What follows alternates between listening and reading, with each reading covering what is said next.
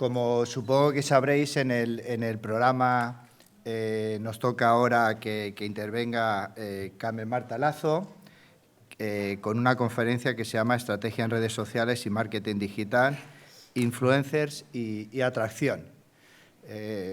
Cuando antes le estaba preguntando a Marta, bueno, ¿qué digo en la presentación? Dice, bueno, pues puede decir algo que igual no es muy usual en el mundo de la universidad, es decir que somos amigos. Y bueno, pues hay también amigos y amistad en el mundo de la universidad. Bueno, pues a pesar de que cualquier persona puede mirar hoy en día en Internet de dónde viene uno y a dónde va, yo creo que una de las características del currículum de Carmen Marta no es tanto o no solo la parte investigadora, sino que es una mujer que tiene una parte que abarca, digamos, todas las facetas en el mundo de la universidad, docencia, docencia además en universidades públicas y universidades privadas. Ella ahora es la primera catedrática de periodismo en UNIZAR, en la Universidad de Zaragoza. Es licenciada y doctora por la Complutense de Madrid, premio extraordinario de la Complutense de Madrid, y digamos que su docencia la ha tenido tanto en universidades públicas como en privadas. Sabemos que no es lo mismo dar en las públicas que en las privadas, y también, a su vez, pues ha participado en otras actividades al margen de lo que está directamente relacionado con el mundo de la universidad o de la docencia específicamente, y es como que fue la creadora y la responsable de la radio de la Universidad de Zaragoza, que eso supone también otro bagaje, es decir, que tiene todas unas facetas ahí importantes. Podéis ver que hay un señor ahí moviéndose por los pasillos que se llama Rafael Repiso, que está haciendo una grabación en 360, y bueno, lo digo porque está ahí circulando con un aparato. Bueno, pues Carmen Marta, por ser y por abreviar, es una persona que ha publicado mucho, ha publicado bien, ha publicado sobre diversos temas y tiene una trayectoria también docente investigadora, pero también tiene una trayectoria que ha ido más allá, además de haber sido profesional de los medios de comunicación, también, que bueno, digamos que en ese sentido pues abarca todas las facetas y todas las casuísticas que nos podríamos encontrar en el mundo de la universidad. Bueno, pues no sé si más o menos ya tenemos una presentación que te ubiquen y nada, le doy paso a Carmen Marta para que haga su intervención y repito, estrategia en redes sociales y marketing digital, influencers y atracción. Bueno, bienvenida y encantado de estar aquí y haberte presentado. Pues bien hallada, muchísimas gracias, Antonio. Buenas tardes a todas y todos. Lo cierto es que de la presentación de Antonio se deduce que existe una buena alianza sur-norte. En este caso, lo cierto es que he tenido la gran suerte de venir muchas veces aquí a la Universidad de Huelva, porque fui durante varias promociones profesora de ese máster, un máster ya de los más referenciales a nivel mundial de comunicación e información. También formo parte de la red Alfamed. Estoy en el consejo de la revista Comunicar y me aunan, entre otras cosas, la dirección aquí de 4 tesis doctorales en este programa de doctorado del que hoy celebramos este 10º aniversario. Por tanto, yo creo que, dicho esto, el argumentario de mi afincamiento aquí un poco en Andalucía, además de la amistad con colegas de la talla pues, de Antonio o de Nacho Aguadez, Aurora Labio, personas que son ahí los baluartes de esta red, de esta escuela doctoral, también se justifica por todas las inserciones que he tenido aquí en Andalucía y también con colegas de Latinoamérica. Hoy en la sala me llena de orgullo pues, ver personas de diferentes lugares, ¿no? Provenientes, como comentaban, no solamente ya de Latinoamérica, sino también de otros continentes, lo cual avala un programa ya de doctorado referente, en el que yo no controlo de todas las líneas de investigación, principalmente mi línea viene asentada en lo que es la raíz de la educomunicación, de la educación mediática, que es donde he venido trabajando y dirigiendo tesis, si bien el grupo de investigación que lidero en la Universidad de Zaragoza también tiene otras líneas de trabajo. Además de la educación mediática, investigamos desde el punto de vista también de la transferencia de conocimiento en la comunicación estratégica, e inteligencia organizacional, y en la educomunicación para el patrimonio, en relación con esas competencias digitales necesarias en la ciudadanía. Sí, porque popeo un poco. Esto de la radio, ves tú, nadie es profeta aquí de su profesión. Hay algunas veces que los micros nos juegan malas pasadas. Bueno, pues dicho esto, y sobre todo intentando compatibilizar esas digestiones, que esta hora es un poquillo difícil, ¿verdad? Porque el oxígeno no llega del todo al cerebro, fruto de que estamos acabados de comer y estamos realizando la digestión. Voy a intentar que puedan realizar la escucha lo más activa posible. Y también decir que, como educomunicadora que soy, me interesa muchísimo la interacción, esas mediaciones y, por tanto, durante mi conferencia, si alguien quiere intervenir, decir algo, subirse aquí, Rafa, si quieres venirte con la cámara aquí a mi lado, yo encantada de la vida. Es decir, que esto sea también un poco copartícipe para hacer un discurso procomún. También en redes les invito a seguir los perfiles, el hashtag de la propia jornada de esta escuela, para entre todas y todos construir aprendizaje, que es de lo que se trata, ¿no? En esta línea de trabajo que, como les digo, vengo trabajando. Luego también comentar que el tema que me ha tocado no es que sea en especial en el que he investigado, en el que he dirigido tesis, pero sí que es un tema que me atrae muchísimo por la dimensión de los influencers desde otro sentido. Aquí, y lo van a ver, yo no vengo a hablar de influencers, y si alguien está realizando una tesis doctoral en tema muy marketingiano, lo siento, porque voy a abordar otra esfera, una línea de trabajo más relacionada con el humanismo, con esos influencers del aprendizaje, esas personas que median a nivel social y que hacen que el constructo pedagógico, el constructo comunicativo, informativo, sea un poco distinto por esa mejora de los valores nucleares, de los valores universales, desde ese prisma que ya la Organización Mundial de la Salud marcaba en el año 1996 con esa Carta de Ottawa, esa carta en la que se dice que el ser humano trasciende ese modelo en el que se siente solo o se siente en compañía de los entornos más próximos, y que su aportación social puede llegar a ser grande, porque cada una y cada uno de nosotras y nosotros podemos contribuir un poco a ese cambio social. Y no es que sea algo absolutamente kafkiano, sino que es cierto que en nuestro círculo próximo podemos albergar grandes logros. Y ustedes que están ahora mismo cursando esos programas este programa de doctorado en esta escuela global, ¿no? que aúna todas las universidades de Andalucía, pero concentra 26 países, según han comentado esta mañana, pues pueden, en su dimensión particular, modificar un poco las cosas. Y eso es lo que voy a tratar un poco también de abordar. Entre otros aspectos, en primer lugar, les voy a hablar, y verán aquí una R que está subrayada en rojo y puesta en mayúscula en muchas palabras, porque ahora les voy a decir el porqué. Algunos ya están asentando por la cabeza, supongo que lo habrán leído. Vamos a hablar de las claves de la era TRIC y estrategias de marketing, en primer lugar. En segundo lugar, redes sociales, influencias y atracción, que es la temática ad hoc a la conferencia para la que el profesor Aguadez me invitó. En tercer lugar, el factor relacional como motor de transferencia. Aquí un poco vengo a hablar de mi libro, porque cada uno, ¿verdad?, pues sabe de la parcela que investiga. Y por último, de los prosumers, en ese concepto que el profesor Octavio Islas esta mañana abordaba y que me parece sumamente interesante. Efectivamente, el paradigma ha cambiado. No hablamos de procesos unidireccionales, sino multinodales. Hoy en día, ¿verdad?, que en esa esfera, ya que provengo de la Universidad de Zaragoza, donde el máximo exponente fue Santiago Ramón y Cajal, hablar de redes neuronales, donde hoy en día todo está conexo. Ahora mismo podemos llegar a través, pues, de la conectividad a cualquier parte del mundo y desde el punto de vista síncrono en cualquier momento.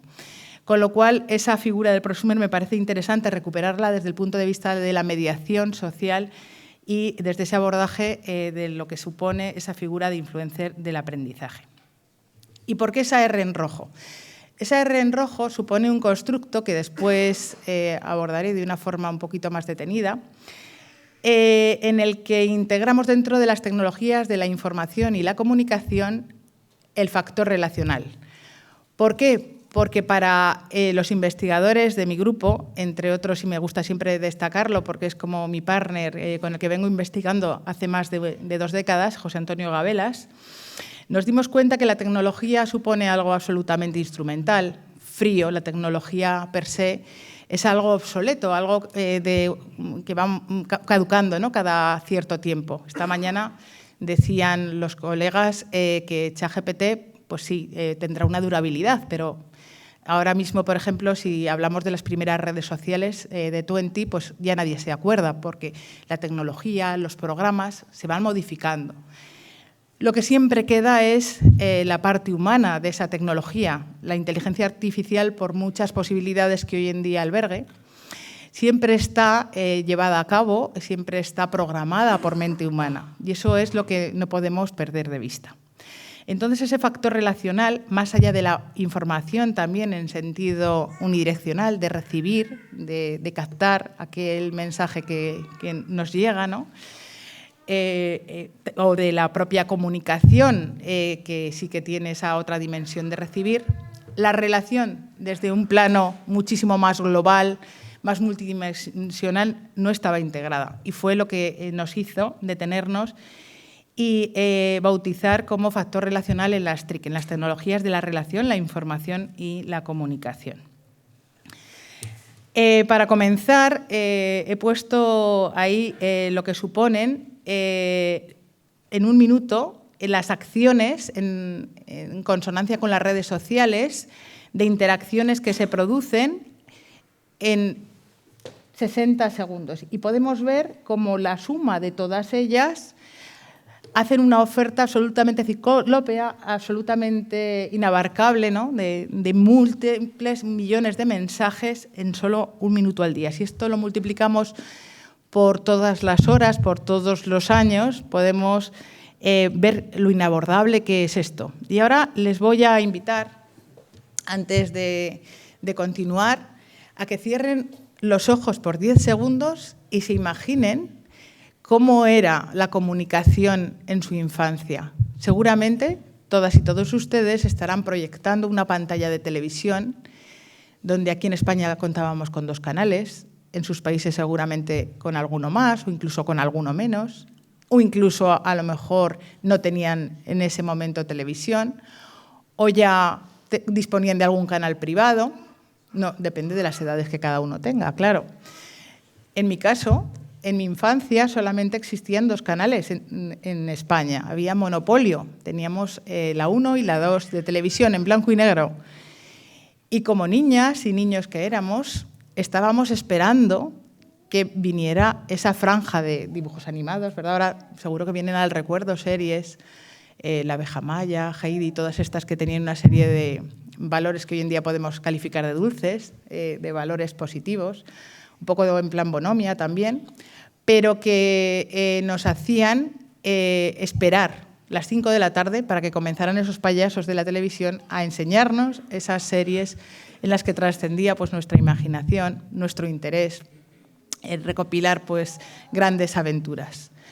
Y hoy en día un niño, una niña, aquí tenemos una, ¿verdad?, que balbucea y que nos acompaña en esta conferencia, bienvenida, porque el hecho de empaparte desde tan niña, tan bebé, de este tipo de conferencias seguro que te dotan el día de mañana de una gran sabiduría. Esperemos que sí. Bueno, pues seguro que nuestras hijas, nuestros hijos, nuestros hermanos, depende de los que sean más jóvenes, nuestros nietos, dependiendo, se están de alguna forma nutriendo de una ecología de medios que nada tiene que ver con la nuestra. Nosotros teníamos esa vinculación con la pantalla desde un prisma unidireccional. En ese modelo ecológico de la información en el que el sujeto, nosotras y nosotros nos situamos en el centro, alrededor están los sistemas más próximos y entonces solamente estaba la familia, la escuela y el grupo de iguales, pasando a sistemas más amplios. En ese círculo, como les digo, si ahora lo vemos en un plano cenital, estaríamos en la parte nuclear, hasta llegar a los medios de comunicación que estaban bastante distanciados y lo que eran los valores, las normas de convivencia, la sociedad en sentido mayúsculo como macrosistema que integra todo. Pues en este caso, ¿qué ha ocurrido?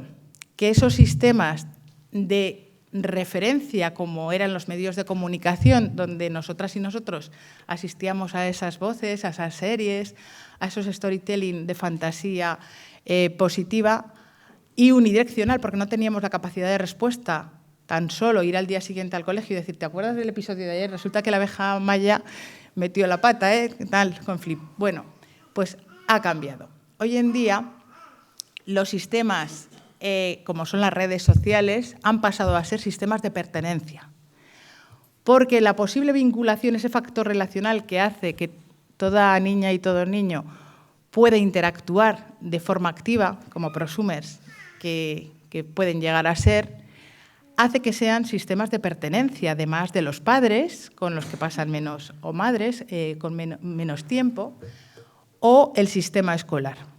Si cada uno y cada uno de nosotros hacemos el siguiente ejercicio, cogemos nuestro móvil, venga Antonio, te invito a hacerlo, y así nos espabilamos un poco. Cogemos nuestros móviles y vemos el tiempo destinado hasta este momento, en el día de hoy, a las redes sociales.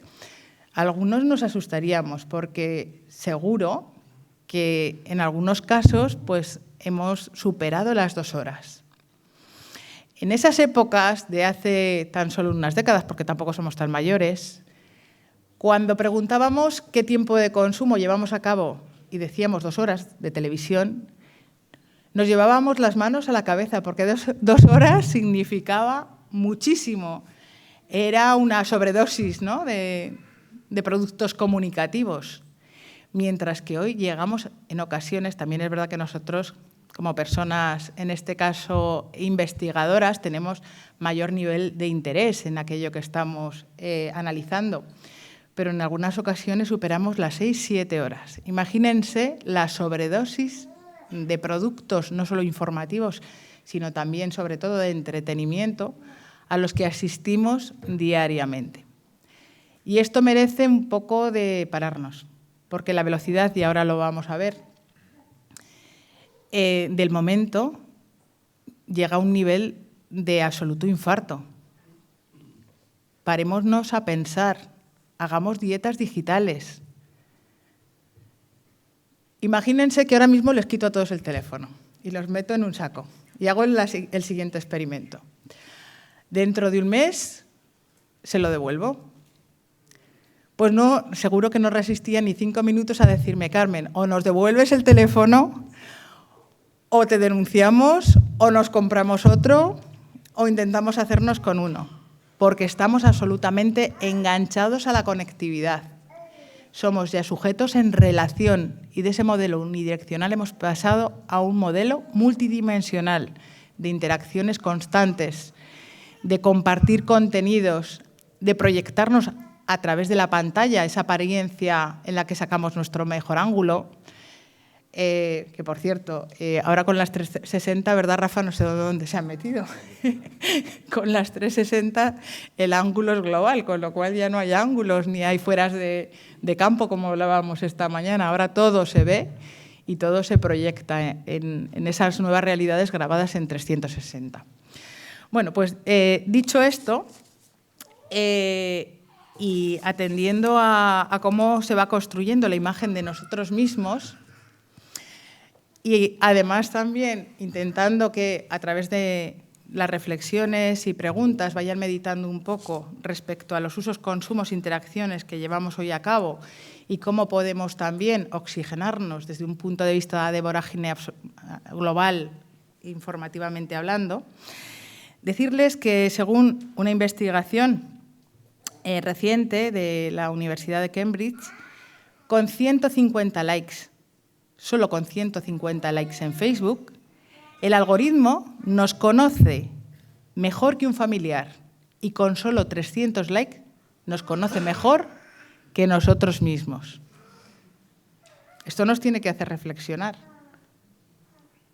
Desde luego la escuela, en sentido global, y la universidad también, por extensión, tiene que preparar para este nuevo mundo. No podemos pasar, como decía Antoine Bayet, ¿no?, desapercibidos con ese espejo que miraba por el retrovisor al pasado. Tenemos que darle la vuelta al espejo para mirar hacia el futuro de una forma prospectiva. Tenemos que nutrirnos de la nueva tecnología, pero también de esas partes relacionadas con el humanismo en sentido integral para recuperar a los clásicos y viendo el potencial de lo que supone su enseñanza. Esta mañana, por ejemplo, desde un punto de vista espléndido, nuestro compañero Ignacio Blanco albergaba pues, todas esas citas, ¿no? de los clásicos, que son muy importantes para no perder la perspectiva de este mundo en el que lo artificial nos va a conocer mejor que nosotras y nosotros mismos. En este contexto, el marketing se ocupa, ya que un poco de los topics de esta conferencia es este concepto, se ocupa de las relaciones entre las empresas y las personas, entre aquello que consumimos, productos, servicios, ideas en sentido global, y las interconexiones que llevamos a cabo hasta el momento pues, de comprar o posiblemente, ¿no? Y la inteligencia artificial, ¿qué nos va a hacer? ¿Qué hace? Como ha comentado muy bien también esta mañana Maya, ¿no? Pues va a hacer que las empresas tengan de alguna forma unos procesos mucho más fáciles, mucho más ágiles, para conocer la experiencia desde el punto de vista personal de cada cliente de una forma cada vez más estratégica y más personalizada.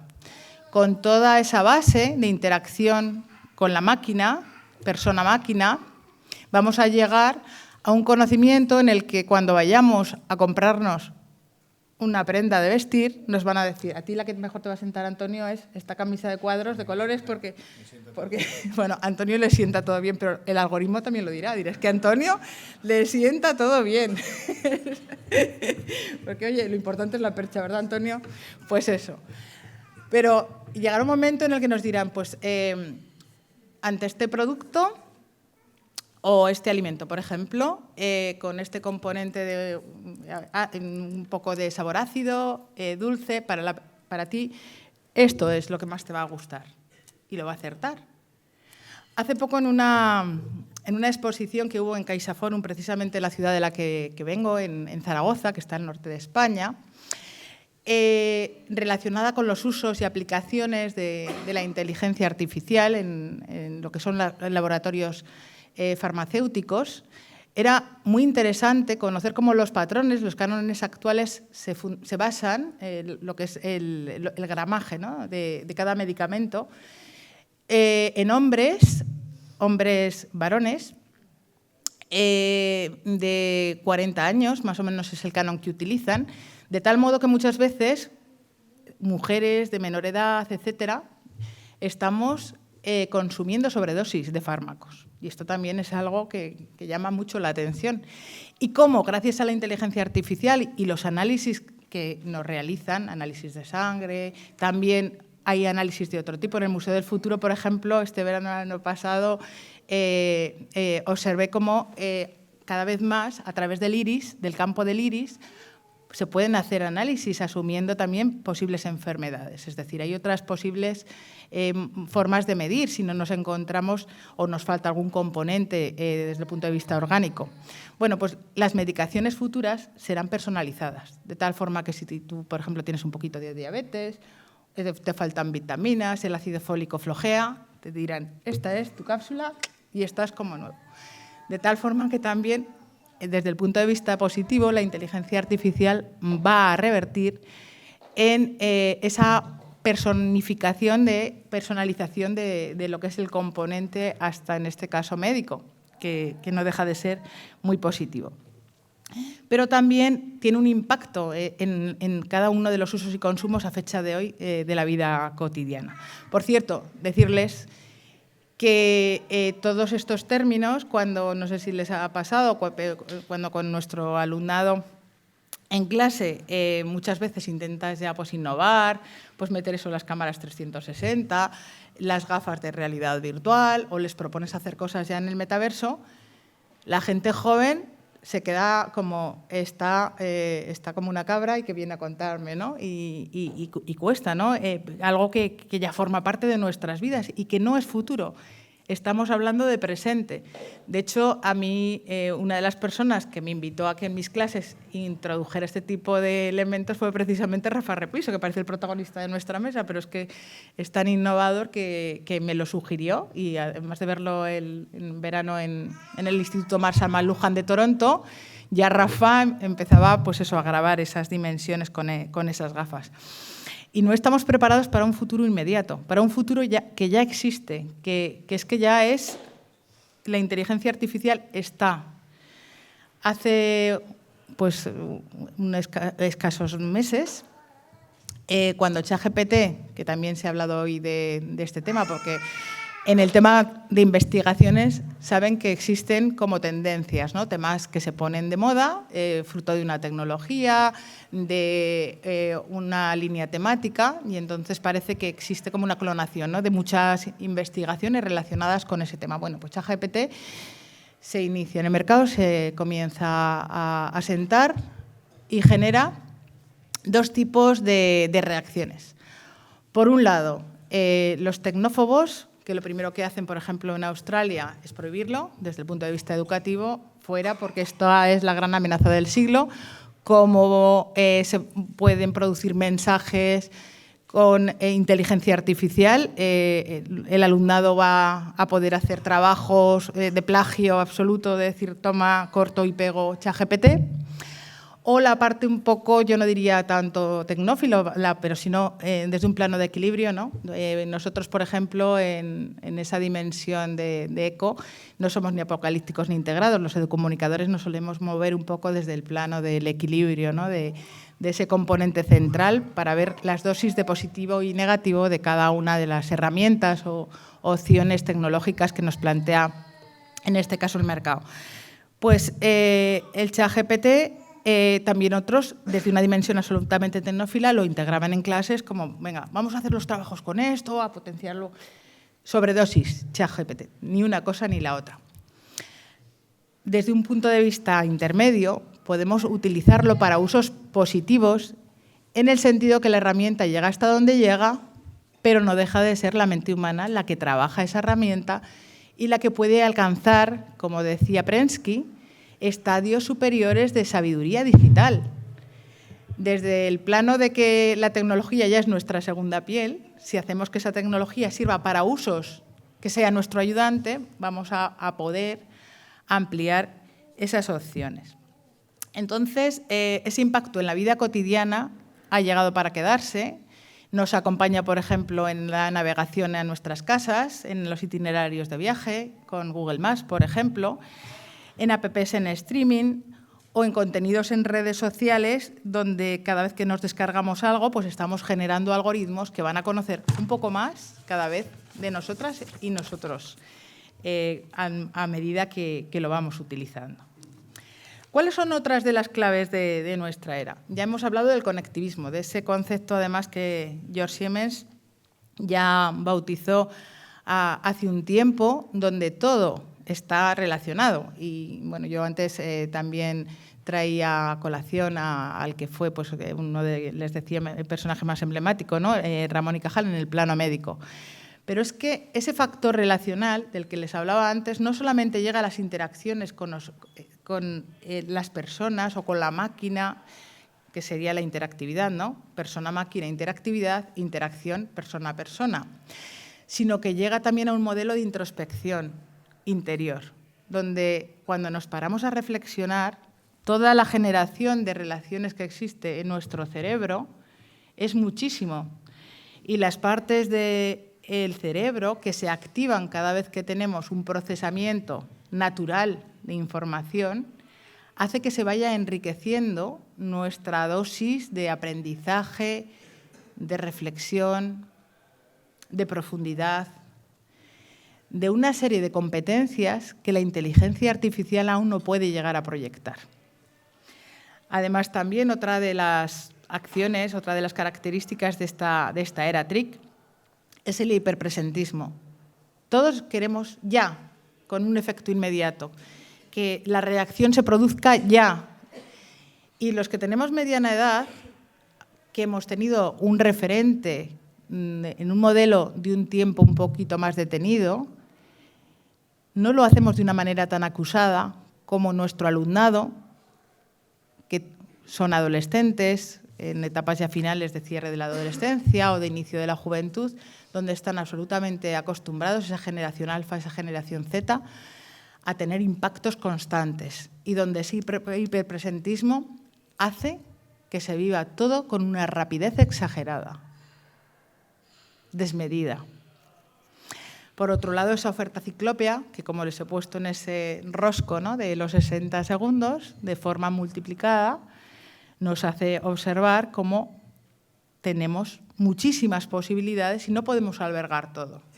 Antiguamente también, como todas las personas veían lo mismo, al día siguiente, como les digo, pues en el informativo, ¿te has enterado de tal noticia? Hoy en día es tanto el cúmulo de información que tenemos que estamos hipersaturadas y saturados. Pero es que además, parte de esa información, como decía mi colega, el profesor Blanco, no es verdadera, de tal modo que es que aún tenemos un hándicap mayor. Tenemos que saber discernir entre la macroinformación sobre dosis que tenemos, que es verdadera, que es la información basada en la verdad, porque el término noticias falsas ya saben que no existe. Las noticias siempre tienen que ser verdaderas. Los que somos periodistas así lo aprendimos. Por tanto, la información sí que puede ser falsa y tenemos que saber separarla de la verdadera en esta dosis, en este gran océano de infopolución existente.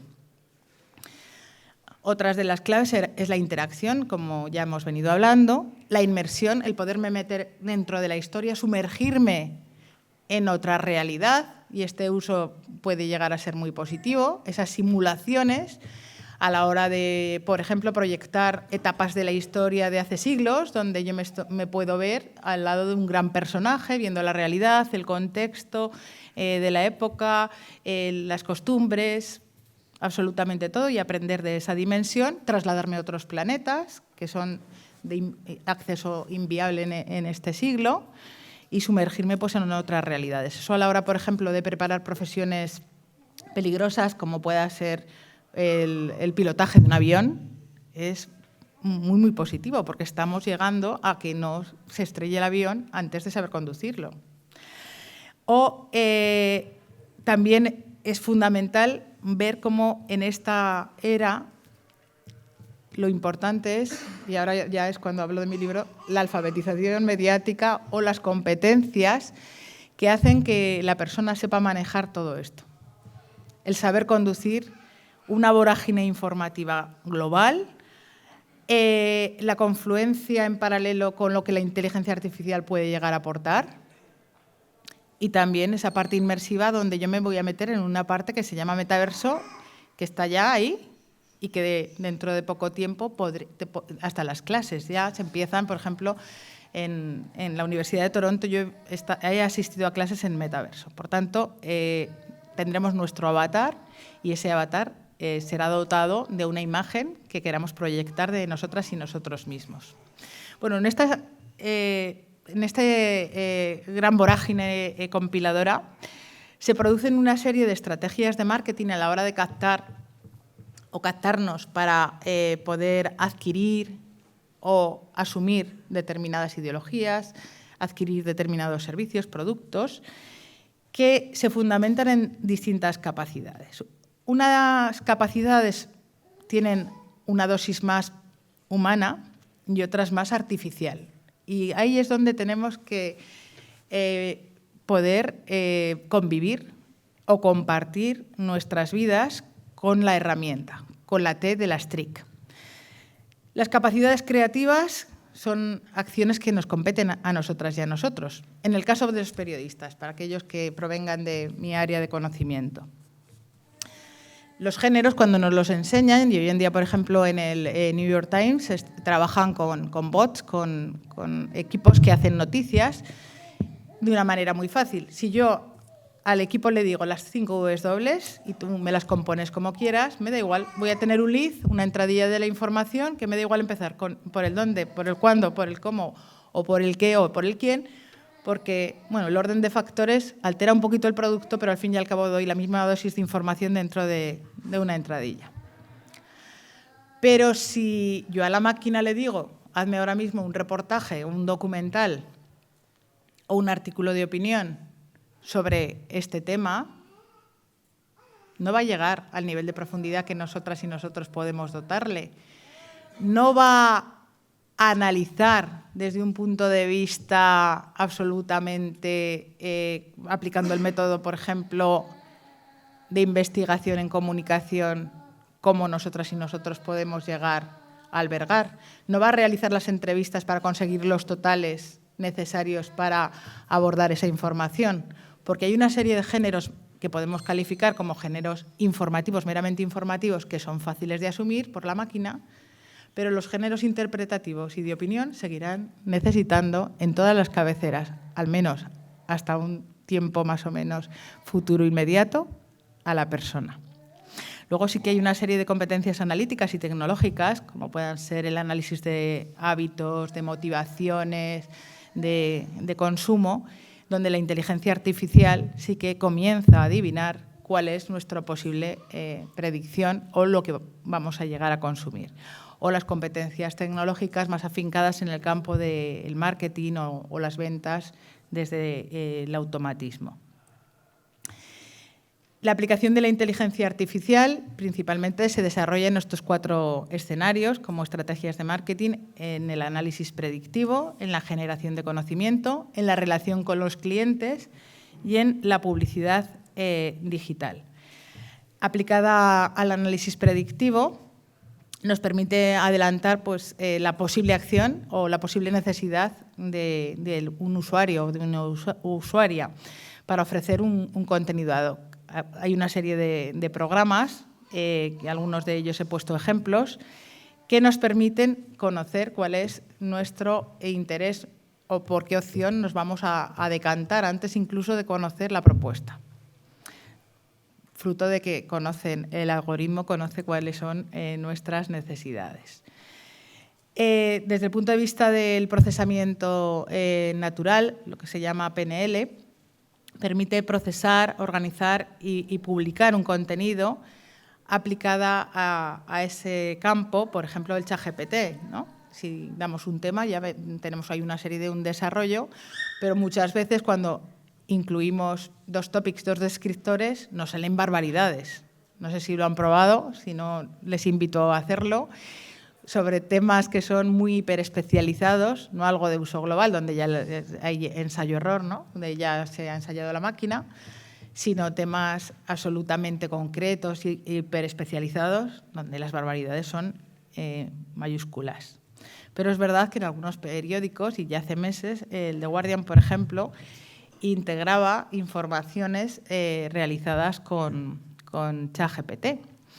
Y en algunos casos no se llega a advertir, por lo que les digo, si es un nivel muy superficial e inicial, pues la máquina no se equivoca tanto. Luego, la inteligencia artificial aplicada a la gestión de relación con los clientes permite en ocasiones identificar y conversar con usuarios en esos servicios, por ejemplo, de atención al público, como decía Maya esta mañana, en los seguros, cuando tenemos, pues, en verdad, algo que reclamar, con esas técnicas de ventas y de microsegmentación de clientes. Y aplicada a la publicidad digital, mediante el uso de cookies, de chatbots y de deep learning, optimiza campañas intentando recabar la mayor parte de los datos con ese Big Data que también comentábamos esta mañana y métricas sobre los hábitos de consumo, no solamente desde el punto de vista personal, sino también en comunidad, para conocer pues, la intención de uso, de consumo de un determinado segmento poblacional. En segundo lugar, les he traído aquí una serie de datos, en este caso de IAP, publicados recientemente, del año 2002, sobre el uso y consumo de redes sociales. También hay algunos datos de interacción que me parece interesante desde ese prisma de lo que es la figura del prosumer que comentábamos antes, para ver cuál es el perfil. Aquí vemos cómo con una base muestral, me voy a concentrar en España, en algunos países era más o menos similar, en otros quizá haya más brecha territorial, más brecha relacionada con zonas de sombra, donde no llegue la conectividad al 100% de la población. No todo el mundo, lamentablemente, sigue existiendo mucha brecha territorial, geográfica. Pero esta es la realidad donde ustedes están llevando a cabo ese programa de doctorado y, por tanto, es lo que les invito un poco a conocer, que será más o menos similar a sus realidades. En este caso, en España, un 85% de las personas son usuarias de Internet, de las cuales más o menos 50-50 por tema de género, un 51% de mujeres, un 49% de hombres, principalmente entre 41 y 55 años, con nivel de educación universitaria y trabajo por cuenta ajena, como pueden ver.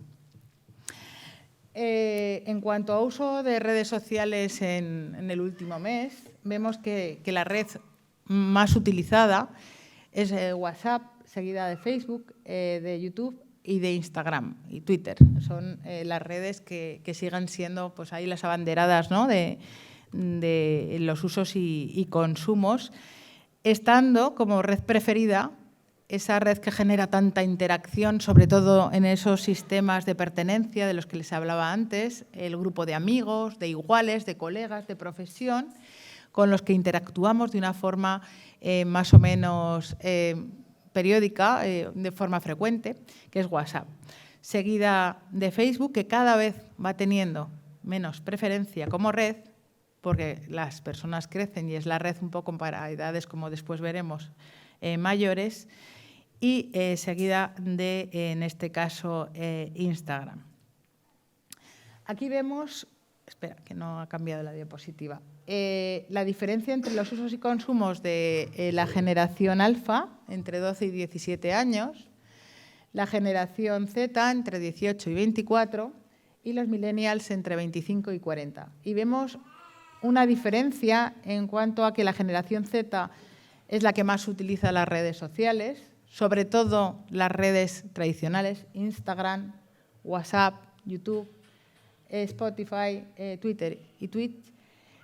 Y los más jóvenes, sin embargo, utilizan otras redes. Esto pasa también en otros países. Por ejemplo, en Estados Unidos, una red que aquí casi no se utiliza, como es Snapchat, en Estados Unidos es una de las redes sociales más consumidas, porque no en todo el mundo, en todas las zonas geográficas, se consumen las mismas redes. Esto también es fruto del marketing, ¿no?, de cómo en unos lugares pues, se proyecta más una imagen de marca que en otros.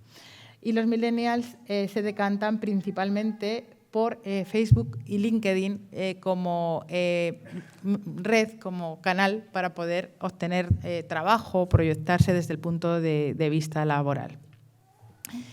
En cuanto a la percepción de la red social, aquí ven en nubes de palabras lo que en esta encuesta les recuerda o cuál es el significado que le otorgan a cada una de las redes prioritarias, de las redes más consumidas. En el caso del WhatsApp, principalmente sirve para comunicar, como vemos ahí en plan gigante.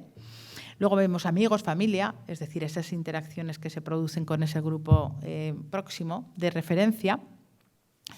Facebook es una de las redes más, en este caso, calificada como vieja y antigua, y es que ya la generación alfa y Z vienen apuntando maneras y esta red ya deja un poco de tener interés para ellos. Pero otras de los rasgos que apuntan es contactos, amistad, entretenida, cotilla. Y por último, Instagram, fotos en mayúsculas, entretenida y postureo. O sea, esa parte de apariencia, divertida también. En cuanto a las actividades realizadas a lo largo del día en redes sociales, principalmente los españoles utilizamos las redes sociales para entretenernos, un 77% de entretenimiento, seguido de un 68% de interacción, aspecto que también es muy importante, porque incluso se relaciona también con esa dimensión más mediática de lo que ya era la televisión principalmente ¿para qué nos servía? Para entretenernos. Luego teníamos también la parte relacionada con la información, pero la dosis informativa era menor. Aquí vemos, por ejemplo, la parte de información un 54%, pero un 77% para lo que es entretenimiento en global. Y luego hay otras acciones, un 28% para inspirarnos, un 22% para seguir tendencias, un 22% para conocer gente nueva y un 20% para seguir el mercado profesional. Observamos cómo muchas de esas facetas se relacionan con ese proceso de interacción, de necesidad de ser seres sociales como somos y para lo que sirven y apuntan las redes sociales. En cuanto a las actividades relacionadas, vemos que la red que genera más interacción es Instagram, seguida de TikTok. Estas son las redes que apuntan ese factor relacional del que les venía hablando en cuanto a uso de interacción con otras personas y están situadas ahí en la cabeza de ese ranking. Luego, en cuanto a las cuentas seguidas, principalmente las personas siguen a sus amigos, familiares y conocidos, es decir, a las personas de un entorno más próximo. Incluso se producen algunas anécdotas. Yo tengo una compañera que me comentaba cómo para llamarle a su hijo para que vaya a comer, le manda un WhatsApp y está en la habitación de al lado, porque si le dice, hijo mío, ven, no va a ir. Es decir, ya el registro, la forma de conectar los jóvenes es a través de redes y se han acostumbrado tanto que muchas veces el directo no lo entienden, ¿no? En segundo lugar, los influencers, las cuentas, un 53% de esos líderes intermedios, un 48% las marcas.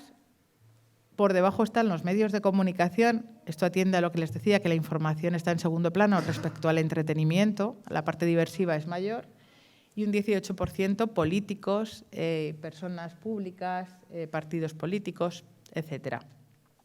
En cuanto al seguimiento de las marcas, un 48% de personas siguen marcas comerciales y las principales son de entretenimiento también, cultura y medios en un 67%, viajes, transporte y turismo, tecnología y comunicación, belleza e higiene, alimentación y bebidas, deportes, hogar, por ese orden. El 40% declara que las redes sociales influyen en la compra a la hora de decidirnos por un producto o servicio, especialmente en mujeres y menores de 40 años. Luego vemos aquí cómo el seguimiento de influencers va a aumentar año tras año e Instagram sigue siendo la red donde más se siguen cuentas de influencers o de líderes intermedios de opinión. La generación alfa es la partidaria de seguir a más influencers, son los que se dejan llevar más por lo que esos prescriptores les dicen. De hecho, 8 de cada 10 lo hace especialmente en estas redes sociales, en Instagram, en TikTok y en YouTube. Bueno, vistas estas cifras, que no dejan de ser cuantitativas, me voy a detener un poco en la importancia que tiene, ya sé que no queda mucho tiempo, voy a intentar ir un poquito rápido, la importancia que tiene esa prescripción en cada una y cada uno de nosotros para que entiendan también que como investigadores o docentes universitarios pueden ser influencers del aprendizaje, es decir, cada una y cada uno, no con macrocifras, no con millones de seguidores, pero sí en nuestros círculos, como ya decía Jenkins, más que hablar de productores y consumidores mediáticos, como si desempeñaran roles separados, podemos verlos como participantes que interactúan conforme a las reglas de un conjunto que ninguno de nosotros comprende del todo, y unos consumidores poseen mayores capacidades que otros para participar en esta cultura emergente. De ahí la figura del prosumer, del productor y consumidor, como decía Toffler. A mí me gusta mucho más utilizar la palabra emirec del canadiense Jean Collotier, que se relaciona no tanto con la parte mercantilista, sino un poco más comunicativa y que viene a ser un poco lo mismo, no en este caso productor y consumidor, sino más bien emisor y receptor. Y ahí es donde incluimos ese factor relacional que, como les decía, pues es esa esfera que concentra desde un plano positivo y holístico todas las dimensiones del ser humano. Por una parte, la dimensión cognitiva relacionada con el conocimiento, también la dimensión de la praxis, la dimensión emocional y la dimensión social en sentido global. desde un desarrollo comunitario que contempla a todos los mediadores sociales en los 3 entornos, que decía ya este documento de habilidades para la vida de la Carta de Ottawa, individual, social y ambiental, con una R competencial necesaria para vivir en esta era de vorágine informativa y con una R también de riesgos que tenemos que atender para, de alguna forma también, saber protegernos y saberlos evitar. Y en esa dimensión holística, las competencias necesarias pasan por saber analizar los mensajes, ser críticos ante ellos, creativos con esa dimensión que la inteligencia artificial no es capaz de hacer, la parte ética, también en el plano humano, y la dimensión estética. Son las 5 dimensiones con las que vendríamos trabajando. En correlación con las habilidades para la vida, que ya les digo que en el año 96 publica la Organización Mundial de la Salud. Saber tomar decisiones, tener pensamiento crítico, entre otras, manejar conflictos, el manejo del estrés, la empatía, la asertividad, el autoconocimiento, etc.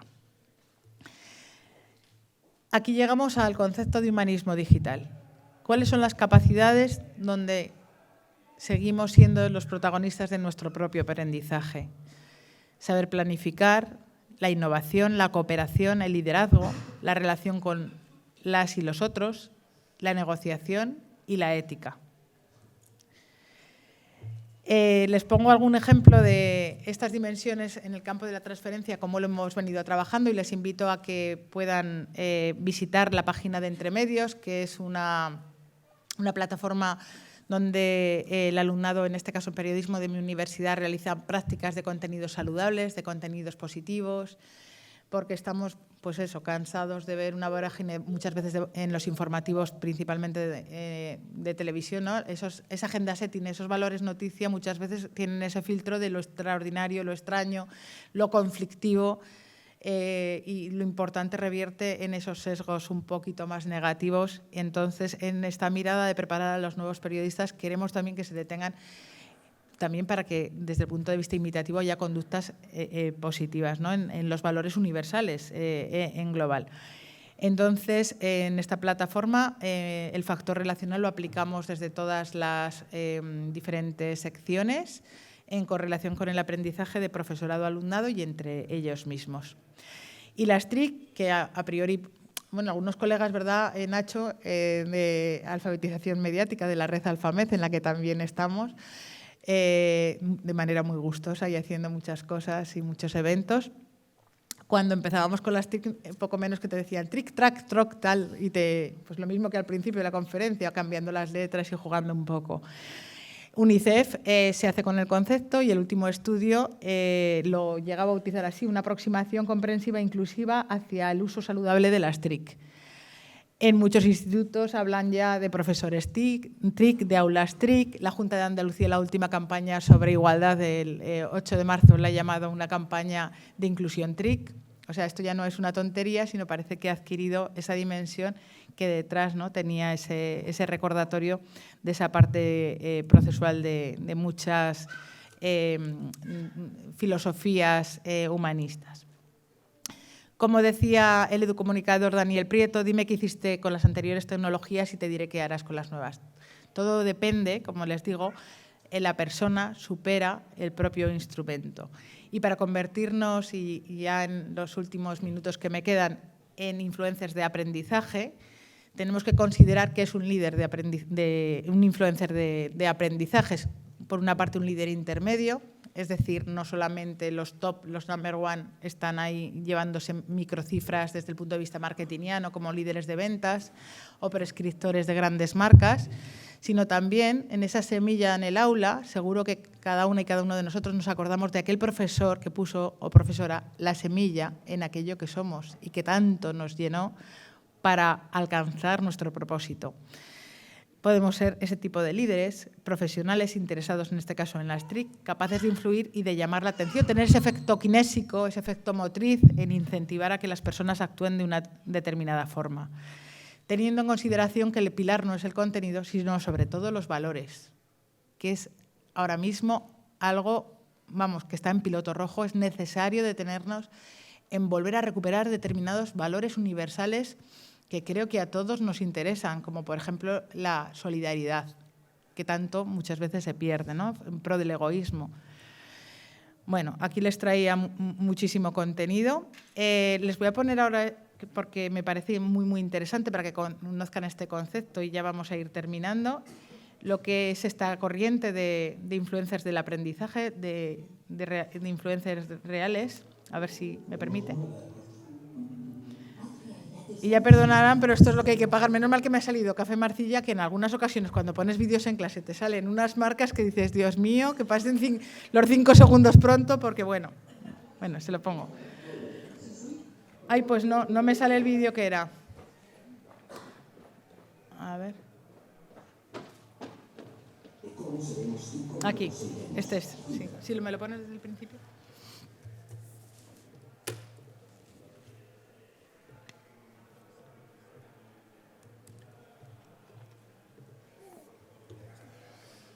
Puedes poner. Los influencers tienen el power. Si ellos actúan una porción, los influencers tienen el power. Si ellos ¿Se escucha bien? Sí.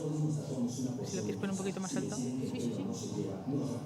Ya hay algunos consumidores. Vale. 45.000 euros de los hashtags virales, de los Instagramers de profesión, las chaquetas amarillas, los WhatsApp y los followers. Deciden sobre qué hablamos, cómo hablamos, a qué jugamos, la canción que bailaremos y cómo la bailaremos el mes que viene. Son dioses. Pero hay otros influencers mucho más poderosos. Influencers reales, que marcan nuestra sociedad generación tras generación.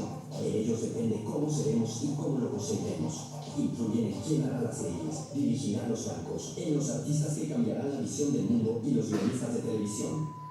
Marcan vidas, sociedades y países, incluso civilizaciones. Personas como tú y como yo, pero con un poder extraordinario. Bueno, pues estos son los influencers que a mí desde el punto de vista educomunicativo me atraen, ¿no?, como mediadores sociales. Influencers como, por ejemplo, les voy a poner, sin abusar mucho, pero este señor que en un instituto con personas que ni tan siquiera... A ver si... ¿Lo ven?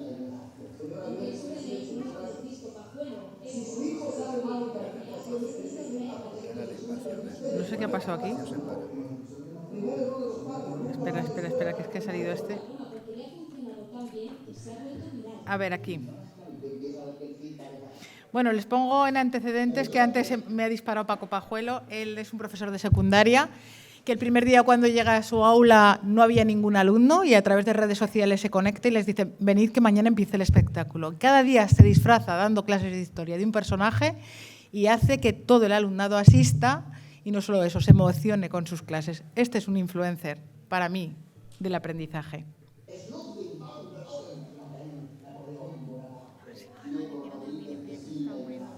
Aunque el sobrenombre pone Francisco Pajuelo, este profesor de Historia y Geografía ha decidido atraer la atención de sus alumnos con el humor. Se llaman Los Episodios Nacionales. Son una novela muy lenta. Pero poca broma, porque le ha funcionado tan bien que se ha vuelto viral. Y empieza a ver que el feedback es bastante positivo, incluso alumnado absentista, es decir, alumnado que no asiste al centro participa, o alumnado disruptivo. Los contenidos que ofrecen no se encasillan en la asignatura. La intención de Paco es educarles también en valores. A través de un Napoleón antibelicista, un homínido ecologista e indignado con la xenofobia, o una Cleopatra harta de que no se conozcan todos sus logros. Mucho más que eso. Los conocerías si yo me llamase Cleopatra y hubiese nacido varón. Hoy en día el conocimiento lo tenemos a golpe de ti. Tener clara la biografía de Napoleón no sirve de nada, pero tener en cuenta que hay maneras de comunicarse, de estar en la vida, de hacer las cosas, y eso es muy positivo, yo creo. Trabaja en un instituto catalogado como de difícil desempeño en Torreblanca, en Sevilla, uno de los barrios más humildes de España. Y aunque su implicación y atrevimiento han enganchado a muchos, él tiene claro para quién hace esto. Decirles que aquí está el instituto, aquí está su profe y que todo esto es por y para ellos. Los califica como héroes y heroínas por acercarse al conocimiento a pesar del entorno en el que viven. Y personificado en Beethoven les anima a que no se marquen límites. Lo dice completamente solo, así que la próxima vez que se le ocurra decir que no puedes hacer algo, piénsalo 2 veces Si no quieres que me enfade, el falso apellido.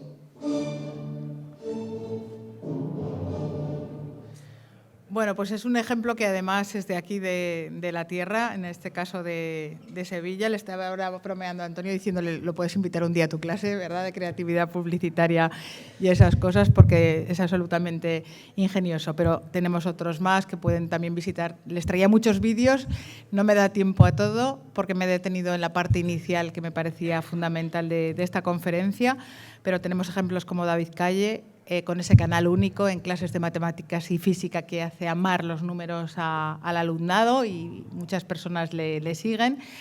Manu Velasco, que es un maestro bloguero de temas relacionados con la literatura. Alicia Romero, una instagramer de lengua. Bueno, la posibilidad también de participar dentro de la comunidad de influencers dentro de YouTube. Y les invito a que de alguna forma se hagan estas preguntas, ya para finalizar. ¿Utilizan las redes para el marketing personal? ¿Tienen trazada una estrategia?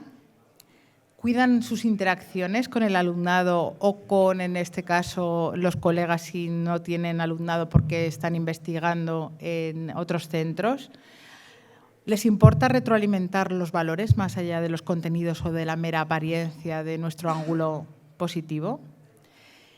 Para finalizar, les invito también a algunas lecturas de los últimos años que hemos venido abordando desde el grupo de investigación. El último libro es este, Diálogos postdigitales, publicado en GEDISA, sobre todos estos temas basados en las TRIC y en el factor relacional. Y decirles que estoy a su disposición. Siempre me despido así. Bueno, ahora sí que tienen algo que preguntar. No le quiero tampoco robar mucho tiempo a la siguiente ponente, pero me tendrán aquí, mañana también voy a estar. Y estos 4 puntos suspensivos creo que es algo que es importante, que las cosas no acaban aquí, que me tienen a su disposición a lo largo de este programa de doctorado que están llevando a cabo, que en las interacciones que puedan llevar a cabo les contestaré muy gustosa. Ya algún compañero de Antes de Ecuador ha venido a verme porque para su investigación me realizó una entrevista en profundidad, porque creo que las personas somos una prolongación en el tiempo. Entonces, hasta el día que expiramos y dejamos de estar en esta dimensión, pues tenemos que facilitar esas interacciones. Por tanto, en este factor relacional me tienen a su alcance para cuando quieran. Muchas gracias a todas y todos.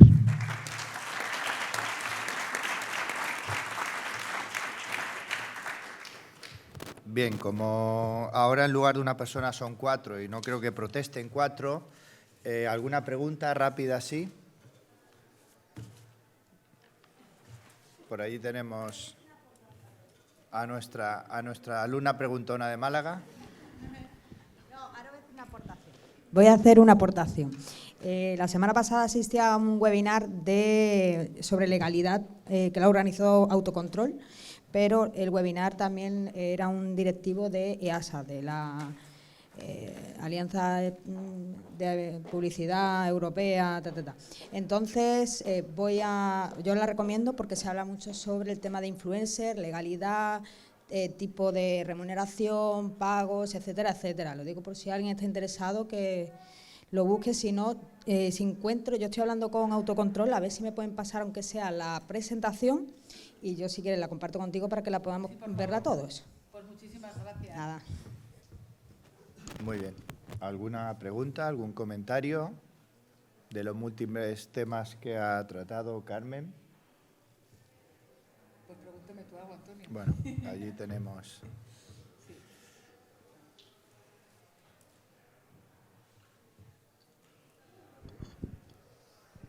No sé si tenéis analizado o tenéis algún tipo de datos sobre de las redes sociales y los consumos que habéis visto. ¿Cuáles son las más propensas o por segmento, si tenéis también el dato por segmento de edad, a la difusión de noticias falsas y de bulos? O la red social por excelencia que más noticias falsas. Si no pones el micro. Sí, ¿me escuchas ahora bien? La red social por excelencia donde más informaciones falsas trascienden es Twitter. ¿Y la difusión en TikTok? También hay noticias falsas, pero no con tanto porcentaje de adentramiento. De hecho, hace unos meses Nos llamó al grupo de investigación el Observatorio para la Desinformación y estuvimos con europarlamentarios, y una de las redes que más preocupan sigue siendo Twitter, porque claro, es una red donde están los medios, donde trasciende muchísima más información. TikTok es una red para la generación alfa más consumida, pero hay más componente de entretenimiento que consumo informativo.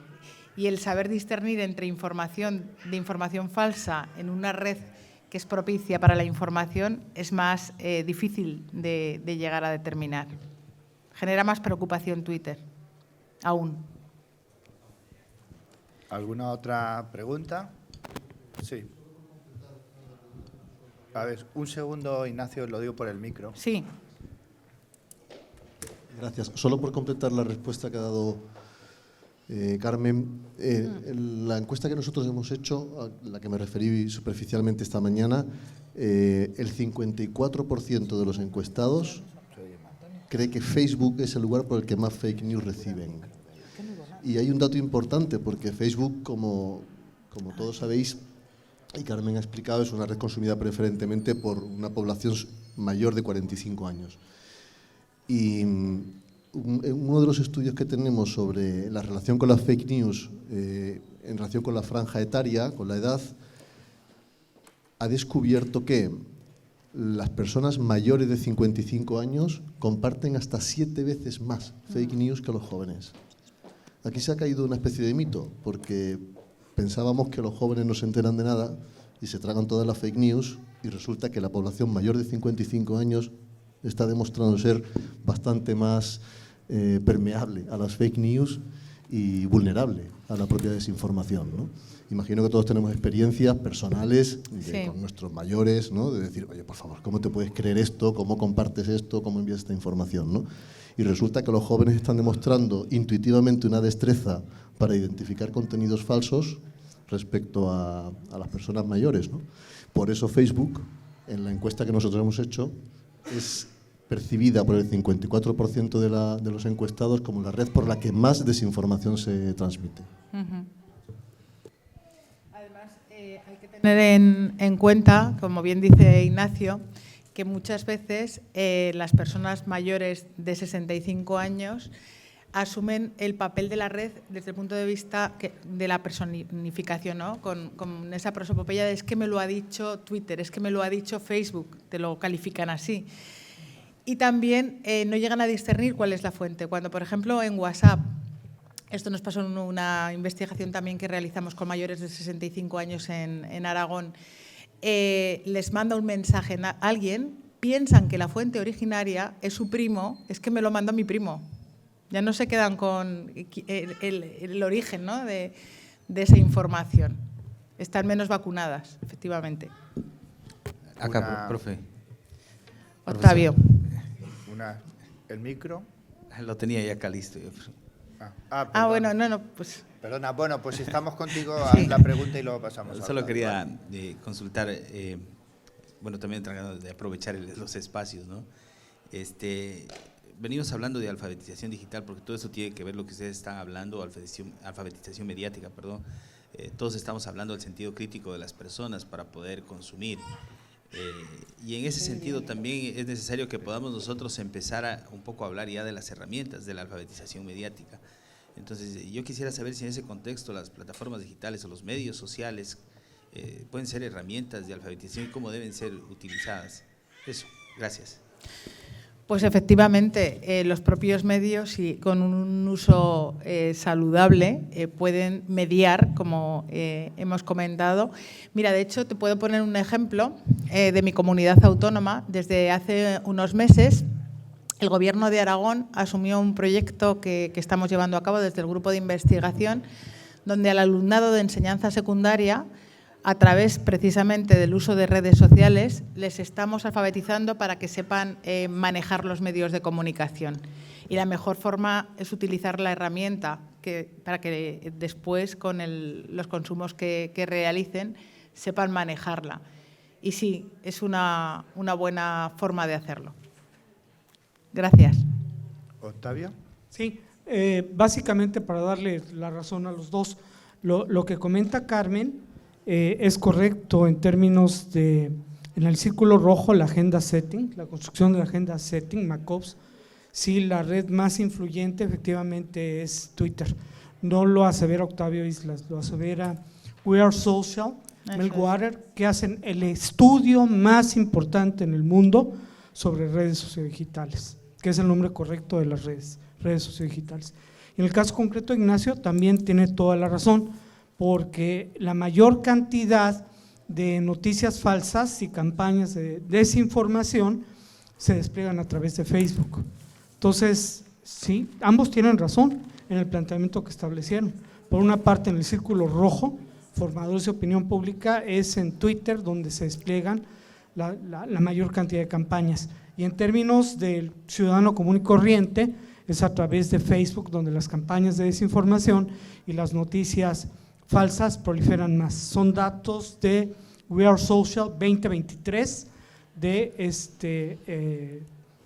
del mundo, a nivel mundial. Puede ser que España, donde también We Are Social realiza su estudio, pueda matizarlo y presentar ciertas particularidades, pero a nivel mundial se presentan esos dos puntos. Muchas gracias por tu matiz, Octavio. Bueno, una última pregunta. Ven, allí. Un joven estudiante de doctorado, Antonio Robeda. A ver si lo oigo bien. No, yo lo conozco. Muchas gracias. Gracias por lo de joven. Eso lleva veneno. Un comentario muy breve. Mi tesis doctoral y mi trabajo no ha estado vinculado a los temas iniciales de la conferencia del profesor y muy interesante, pero esto me hace pensar en algo que es preocupante para las facultades de comunicación de Iberoamérica, y es que ese creciente aumento de las redes sociales y de la información ha desestimulado las matrículas y los ingresos a los programas de comunicación social y periodismo, o ha confundido este juego asumiendo que todos pueden ser periodistas, ¿no? Es decir, cuando todo el mundo puede construir información, cuando todo el mundo puede circularla, todo el mundo puede ser periodista y todo el mundo puede ser comunicador. No sé si frente a eso tienes alguna opinión. Pues lo cierto es que es preocupante. De hecho, de ahí el matiz que proponía antes entre noticias falsas e informaciones falsas. Cualquiera de nosotros ahora mismo puede hacer una cobertura de lo que estamos viviendo, y la diferencia entre hacerlo desde un punto de vista de la fundamentación profesional, y para ello efectivamente hay que pasar 4 años o 5, dependiendo de los países, de carrera, es que estamos manejando una materia que es muy sensible. La información hay que darla con toda la parte de parametrización, de cómo utilizarla, de cómo seleccionarla, cómo jerarquizarla, con todos los componentes. Y bueno, voy a resultar en esto yo creo que demasiado directa, pero a que nosotras y nosotros no nos dejaríamos operar por alguien que pase por la calle, que nos haga una intervención quirúrgica. Pues la ciudadanía tampoco debería de dejarse informar por cualquiera, porque la información profesional es la información realizada con fundamento y criterio, solo eso.